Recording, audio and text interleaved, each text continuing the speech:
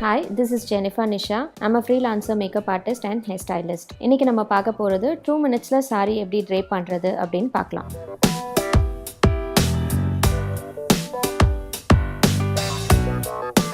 So start பண்ணும்போது உங்களோட Helio இல்லை என்ன ஸ்லிப்பர் நீங்கள் யூஸ் பண்ணுறீங்களோ அந்த ஸ்லிப்பர்ஸ் போட்டுக்கிட்டு அதுக்கப்புறமா சாரி ட்ரேப் பண்ணுறதுக்கு ஸ்டார்ட் பண்ணிக்கோங்க. பல்லுவோட அதர் எண்ட் எடுத்துட்டு உங்களோட ரைட் ஹேண்ட் சைடு வந்து டக்கின் பண்ணணும். டக்கின் பண்ணிவிட்டு சாரி அப்படியே கொண்டு போய் ஒரு ரவுண்ட் பண்ணிவிட்டு அதே ரைட் ஹேண்ட் சைடில் டக்கின் பண்ணணும். டக்கின் பண்ணதுக்கப்புறமா லெஃப்ட் ஓவர் எல்லாத்தையுமே ஃப்ளாட்டாக டக்கின் பண்ணிடணும். அதுக்கப்புறமா மீதி இருக்க சாரி கொஞ்சம் எடுத்துட்டு லெஃப்ட் சைட் டக்கின் பண்ணணும். டக்கின் பண்ணிவிட்டு கொஞ்சம் சாரி விட்டுடணும். நம்ம விட்டுட்டு ரேண்டமாக கொஞ்சம் ப்ளீட்ஸ் எடுத்துட்டு சிங்கிள் ப்ளீட்டுன்றதுனால வந்துட்டு ஹைட் கரெக்டாக பார்த்துக்கணும். உங்களோட நீ லெங்க்த்துக்கு கீழேயும் இருக்கக்கூடாது மேலேயும் இருக்கக்கூடாது. அப்போ தான் வந்துட்டு நமக்கு ஃப்ளோரில் ஃப்ளோட் ஆகாமல் இருக்கும். ஸோ இப்போ இதுக்கப்புறமா ஃபர்ஸ்ட் லேயர் மட்டும் எடுத்து பின் பண்ணிடுறோம். இப்போ அங்கே பின் பண்ணதுக்கப்புறமா நம்ம ப்ளீட்ஸை வந்துட்டு சரி பண்ணிக்கணும். ஸோ இப்போ வந்துட்டு நம்ம ப்ளீட்ஸ் எடுத்துகிட்டு வரும்போது கொஞ்சம் மேலே தூக்கி ப்ளீட்ஸ் எடுத்திங்கன்னா உங்களோட ஸ்கின் வந்து தெரியாமல் மறைஞ்சிரும். மேலே லிஃப்ட் பண்ணி கொண்டு வந்து ரைட் சைடில் பின் பண்ணணும். பின் பண்ணதுக்கப்புறமா இப்போ நம்ம வந்து ப்ளீட்ஸ் எடுக்க ஆரம்பிச்சிடலாம். ப்ளீட்ஸ் எடுக்கும் போது கொஞ்சம் லாங்காக எடுத்துக்கணும். ஸோ நம்ம எவ்வளோ லாங்காக எடுக்கிறோமோ அவ்வளோ டம்மி வந்து ஃப்ளாட்டாக தெரியும்.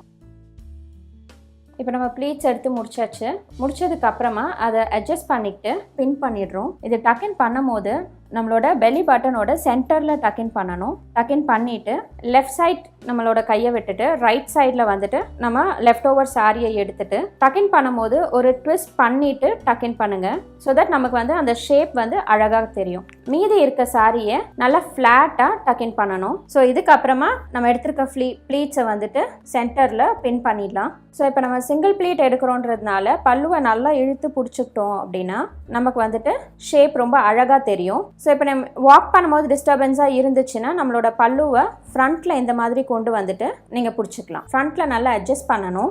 ஆர்ம் கிட்ட ஹோல்ட் பண்ணிக்கிட்டு பேக்கில் இருக்க போர்ஷனை வந்துட்டு கீழே ஃப்ளோரில் ஃப்ளோட் ஆகாமல் இருக்கிறதுக்கு நம்ம வந்து ஃப்ரண்ட்டில் கொண்டு வந்துக்கலாம். நம்ம இந்த மாதிரி ஃப்ரண்ட்டில் கொண்டு வந்துக்கிட்டோம் அப்படின்னா நம்மளோட டிசைன்ஸும் நல்லா அழகாக தெரியும்.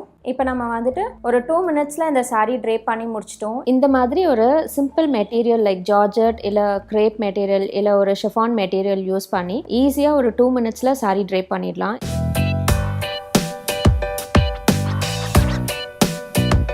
இந்த வீடியோ உங்களுக்கு யூஸ்ஃபுல்லாக இருந்திருக்கும்னு நினைக்கிறேன். டவுட்ஸ் இருந்துச்சுன்னா கமெண்ட் பண்ணுங்கள். For more saree draping videos, subscribe to Say Swag YouTube channel.